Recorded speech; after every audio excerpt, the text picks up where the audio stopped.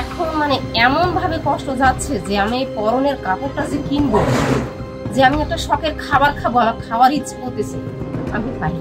এবার তো শত শত শিক্ষক এই নাজমা করে বলে গেছে খোলাহাটি যোগেন্দ্রনাথ। এবার 10-15 দিন পরে আমরা শুনি সে নিজেই আত্মহত্যা করে মারা গেছে।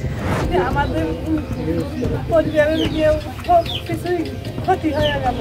মনে করেন 250 লোক তো হয়রানি করতেছে।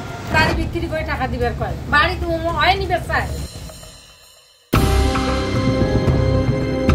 2015 সালে ঋণের ভয়ঙ্কর ফাঁদে পড়া এক ভুক্তভোগী গিয়াসের অভিযোগের সূত্র ধরে অনুসন্ধানে নেমে পার্বতীপুরে একটি চক্রের সন্ধান পাওয়া যায়, যারা প্রতারণার মাধ্যমে লোকজনকে ঋণের ফাঁদে ফেলে সুদের ব্যবসা করেন। চক্রে ব্যাংক কর্মকর্তাদেরও জড়িত থাকার অভিযোগ ভুক্তভোগীদের। এই কাজে জড়িত আছে নাজমা নামের এক নারী। চক্রে নাজমার ছেলে নাদের শাহ ওরফে নয়ন, ব্যবসায়িক অংশীদার সাখাওয়াত হোসেন ওরফে সাজু এবং মরিয়ম খাতুন আছেন। স্থানীয়দের কাছে এটি নাজমা সাজু চক্র নামে পরিচিত। ঋণের আবেদন পূরণ করিয়ে ফাঁকা চেক ও নন জুডিশিয়াল ফাঁকা স্ট্যাম্পে স্বাক্ষর নিয়ে টাকা দেয় এই চক্র। অভিযোগ করা ভুক্তভোগী জানায়, এরপর এই টাকা মাসিক 20% সুদে দেয়া হলেও ঋণের 5 গুণ টাকা দিয়েও রেহাই পাননি গিয়াস। চক্রটি ভয় দেখিয়ে 2018 সালে তার 3 শতক জমি লিখে নেয়। তার বিরুদ্ধে দিনাজপুর, নীলফামারী ও রাজশাহীর আদালতে 25 লাখ টাকার চেক প্রত্যাখ্যানের মামলা দেয়া হয়। একটি মামলায় তিনি গ্রেপ্তার হয়েছিলেন, পরে জামিন পান। আমার জমি লিখে নিয়েছে রাজাবসর মৌজায় 42%, মনমথুপুর মৌজায় 84%। আমার নিজ নামেও 23%। পরবর্তীতে আমি অপারগ হওয়ায় আমার ভাইয়ের এবং আমার ভগ্নিপতি বংশটুকু আমি লিখে দিই। ঘটনা ছিল ওর কাছ থেকে আমি অল্প কিছু টাকা নিয়েছিলাম।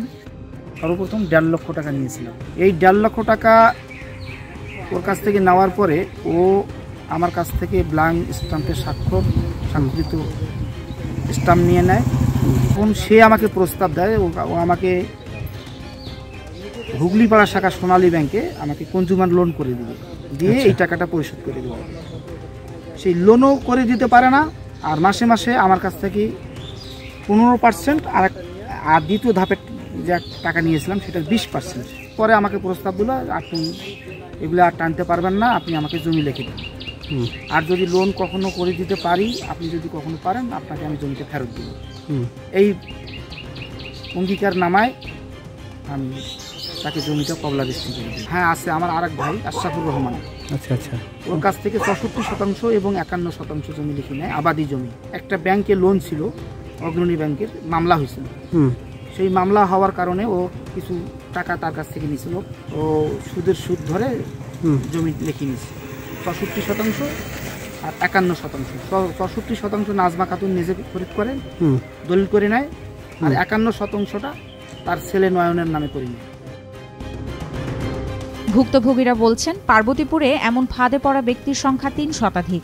দেশের বিভিন্ন জেলার আদালতে ভুক্তভোগীদের নামে চেক প্রত্যাখ্যানের 6 শতাধিক মামলা করেছে চক্রটি। এবার তো শত শত শিক্ষক এই নাজমা করে বলে গেছে এবং তারা সর্বশান্ত হয়েছে, এবং ঈদ পরবাইরে যে এক মুঠো মাছ মাংস খাবে তাদের এই ধরনের আহার নাই।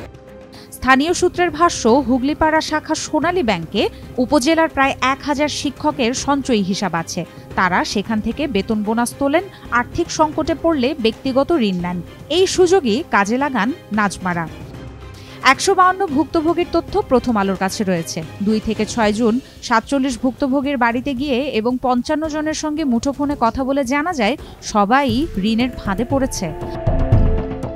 ভুক্তভোগীদের ভাষ্য, ঋণের ফাঁদ পেতে গত 10 বছরে নাজমারা বিপুল অর্থ সম্পদের মালিক হয়েছেন। তারা অনেকের কাছ থেকে জমি পর্যন্ত লিখে নিয়েছেন। চক্রের খপ্পরে পড়ে গ্রেপ্তার এড়াতে বেশ কিছু পরিবার এলাকা ছাড়া হয়েছেন, কিন্তু চক্রটির বিরুদ্ধে কোনো ব্যবস্থা নেওয়া হচ্ছে না।